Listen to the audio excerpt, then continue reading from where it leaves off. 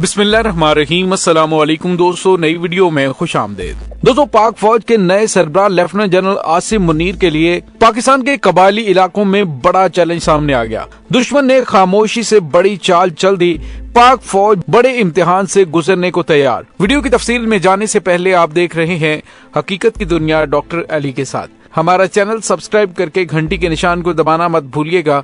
इस वीडियो को ज्यादा से ज्यादा फेसबुक, व्हाट्सएप और सोशल मीडिया पर शेयर जरूर करें। शेयर और लाइक करने के साथ साथ कमेंट बॉक्स में पाक फौज जिंदाबाद, पाकिस्तान पाइंदाबाद और पाकिस्तान के गुमनाम हीरोज को सलाम का नारा कमेंट जरूर कीजिएगा। दोस्तों, यूं लग रहा है कि पाक फौज के सिपह सलार जनरल कमर जावेद बाजवा की जानिब से जो दावा किया गया है कि फौज अब सियासी मामलात से बाहर रहेगी, तो यूं लग रहा है कि पिछले 8 महीनों में पाकिस्तान के अंदर ऐसे हालात पैदा हुए हैं कि जिससे दुश्मन पाकिस्तान के खिलाफ काफी ज्यादा मजबूत और पाकिस्तान मुआशी तौर पर, सियासी तौर पर कमजोरी की वजह से उन मामलात पर इतनी तवज्जो मरकूज नहीं कर पाया।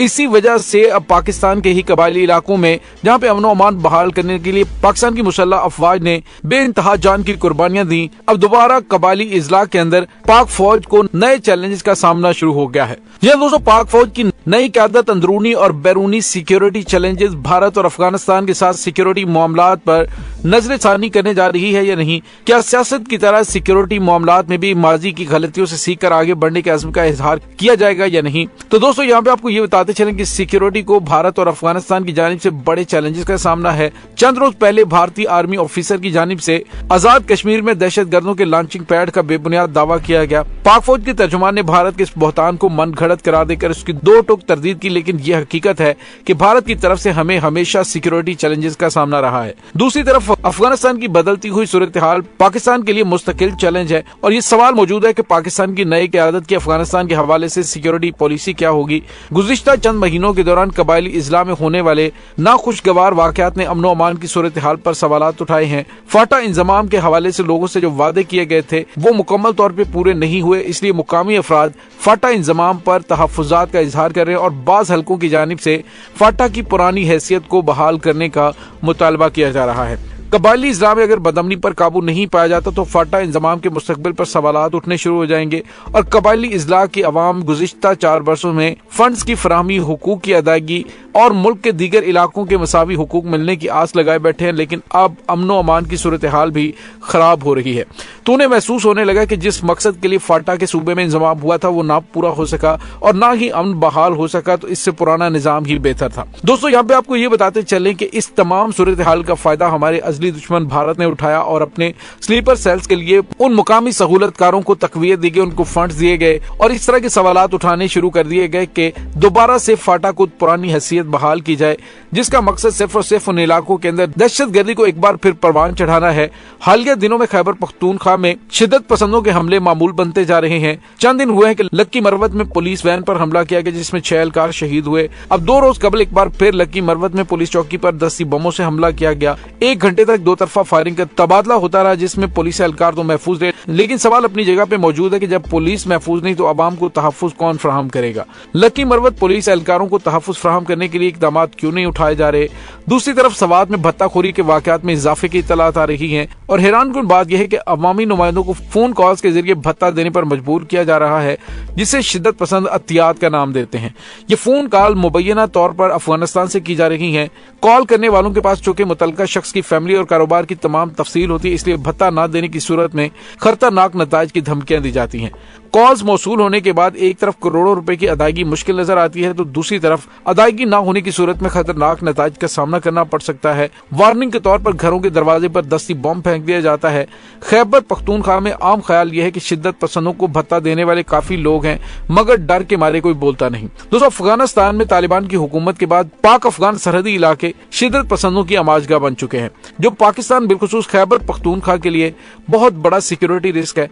तालिबान ने काबुल का कंट्रोल संभालने के वक्त ये ऐलान किया था कि वो अपनी सरजमीन किसी मुल्क के खिलाफ इस्तेमाल नहीं होने देंगे। पाकिस्तान ने उसका खैर मकदम किया, लेकिन हकीकत यह है कि अस्करियत पसंदों को अफगानिस्तान की सरजमीन पर तहफ़्फ़ुज़ मुयस्सर न हो तो उनके लिए पाकिस्तानी इलाकों में आकर दहशतगर्दी करना आसान नहीं है। लेकिन जब अफगानिस्तान की सूरत हाल तालिबान के कंट्रोल में नहीं तो वो पाकिस्तान के सरहदी इलाकों पर कैसे तवज्जो देंगे। अमरीकी इनखला के बाद कहा गया कि ये नए तालिबान हैं, इनके रवैयों में तब्दीली आ चुकी है, लेकिन गुज़िश्ता चंद रोज वहां पर सख्त गिरी का मुजाहरा करते हुए सख्त सजाओं का नफाज भी अमल में लाते हुए 12 अफराद को सरेआम कोड़े लगाए गए, जिस पर मगरबी ममालिक ने शदीद एहतजाज किया। इससे तासुर ये काम हुआ कि 90 की दहाई में तालिबान का जो रवैया था अब भी वो उसी में बरकरार है। अफगान सरजमीन पर होने वाली सख्तियों की वजह से वहां खौफ व हरास के बायस इनखला का अमल शुरू हो गया है, जिसकी ज्यादातर तादाद पाकिस्तान का रुख कर रही है और पाक अफगान सरहद के रवायती और गैर रवायती रास्तों पर अफगान शहरियों की बड़ी तादाद पाकिस्तान आने की मुंतज़िर है। पाकिस्तान के दफ्तर खारजा ने अफगान क़यादत के सामने इन मसाइल को उठाने का फैसला किया है। ताहम ये वाक़यात बताते हैं कि हमें सरहदी मसाइल का हल खुद निकालना होगा।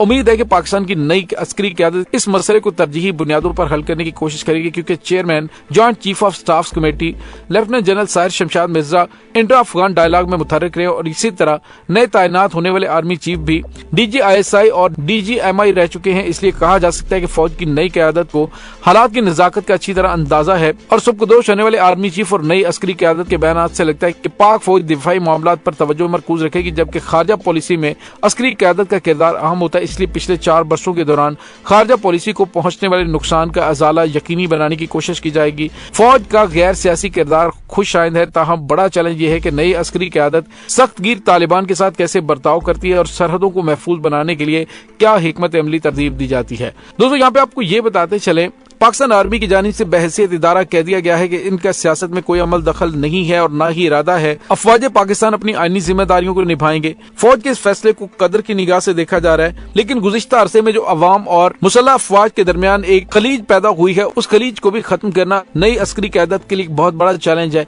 अमन व अमान की बहाली के हवाले से काफी ज्यादा काम करने की जरूरत है, क्योंकि इस वक्त खैबर पख्तूनख्वा के कबायली इजला और बलूचिस्तान में अमन की सूरत हाल मखदूश है और अस्करियत पसंदों पर काबू पाना अफवाज पाकिस्तान की जिम्मेदारी है। दहशत गर्दी के चैलेंजेस के हवाले से लोग पाक फौज की जानिब देख रहे हैं।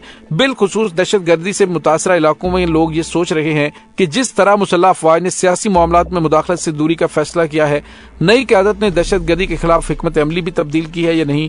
बहरहाल अफवाज पाकिस्तान के लिए खास तौर पर नए चीफ के लिए बहुत ज्यादा चैलेंजेस हैं। अब देखना है कि वो इनसे किस तरह से निमटते हैं। उम्मीद तो की जा रही है कि जितने वो प्रोफेशनल सोल्जर हैं, जिस तरह से उन्होंने दुनिया की बेहतरीन इंटेलिजेंस एजेंसी को लीड किया है और दुनिया के सबसे बेहतरीन स्पाई एजेंसी को लीड करते रहे हैं, उम्मीद है कि वो इन तमाम चैलेंजेस को भरपूर तरीके से निपटा देंगे, बल्कि मुल्क के अंदर फौज और अवाम के दरमियान पैदा होने वाली खलीज को भी ऐसा तरीके से खत्म कर पाएंगे। दोस्तों, इस तमाम सूरत हाल के बारे में आपका क्या कहना है, कमेंट सेक्शन में अपने ख्यालात का इजहार जरूर कीजिएगा।